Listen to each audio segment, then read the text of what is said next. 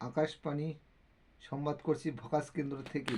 এখনকার বিশেষ বিশেষ সংবাদ হচ্ছে, দুটি ইঁদুর ধান কাটতে যে ধরা পড়েছে সেটিকে আদালতে কাঁকড়া হাটে তোলা হয়েছে। এদের ফাঁসি মঞ্জুর করা হয়েছে। এই তারপরে এই মামলা শুনানি আগামীকালকে তাদের ফাঁসি মঞ্জুর করা হবে।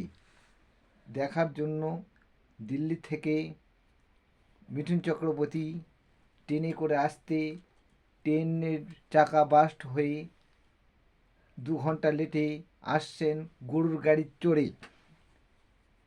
এই মাত্র সংবাদ হলো। আর আগামীকালকে একটি গাড়ির দুর্ঘটনায় 2টি মশা আর একটি মাছি আহত হয়েছেন। গোপালপুর সেন্টারে তাদের ভর্তি করা হয়েছে। এই দেখার জন্য অটল বিহারী বাজপেয়ী একটি